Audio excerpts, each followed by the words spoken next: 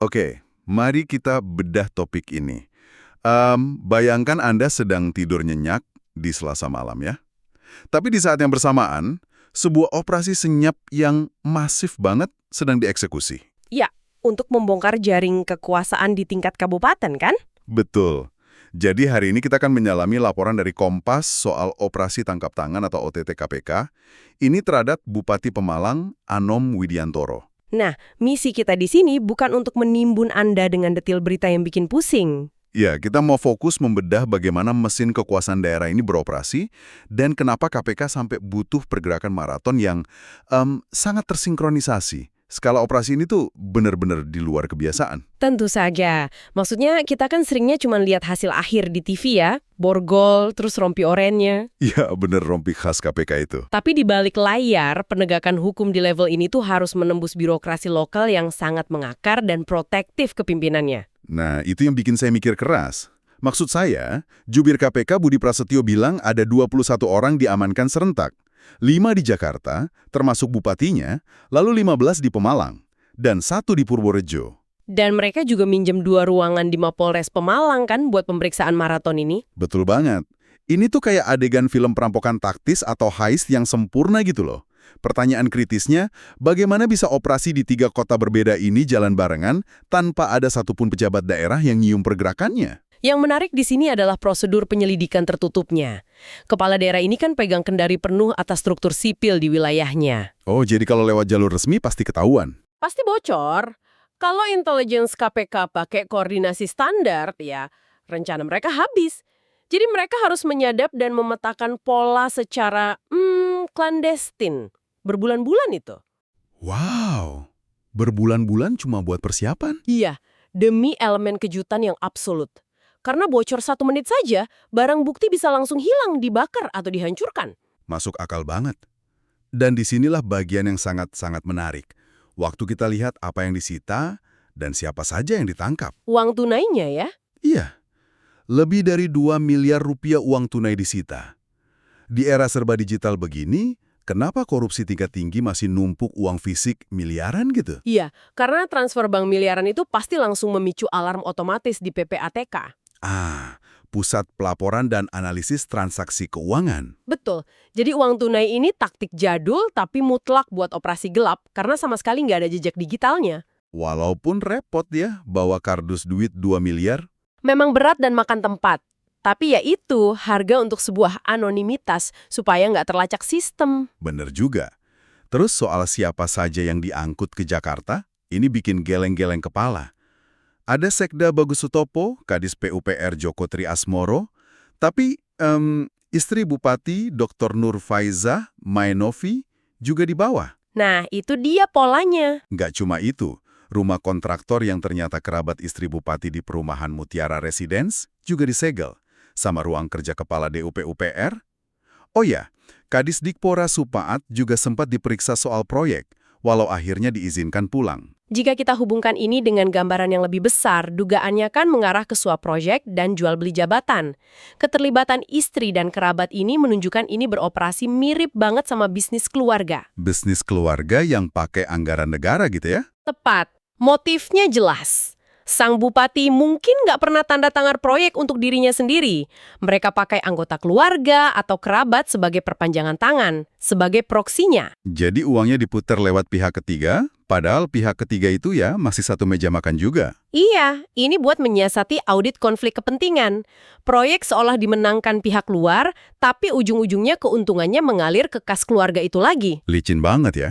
Nah, jadi apa arti dari semua ini untuk Anda yang mendengarkan? Ketika fasilitas umum kayak jalan raya atau rumah sakit dibangun bukan sama kontraktor yang kompeten, tapi sama kerabat jalur proksi tadi. Pasti anggaran dan kualitas bangunannya sudah dikompromikan dari awal. Betul. Ujung-ujungnya praktek ini secara langsung merusak fasilitas publik yang Anda pakai tiap hari. Dan ini menyisakan satu pertanyaan tajam untuk direnungkan. Apa itu? Kalau satu operasi senyap di satu kabupaten saja bisa mengungkap uang tunai 2 miliar dan puluhan pejabat yang terorganisir rapi dalam semalam, Luar biasa loh itu. coba bayangkan seberapa besar ukuran ekonomi bayangan yang saat ini mungkin sedang beroperasi tanpa terdeteksi di berbagai daerah lain di sekitar kita. Wow. Itu beneran bikin mikir sih. kita nggak akan bisa melihat struktur pemerintah daerah dengan cara yang sama lagi sekarang. Di saat kita sibuk beraktivitas sehari-hari, mesin bayangan itu mungkin terus berputar di latar belakang. Terima kasih sudah menemani penjelajahan mendalam kita kali ini. Sampai jumpa. Tadi malam sudah tiba di Gedung Merah Putih KPK untuk dilakukan pemeriksaan secara intensif.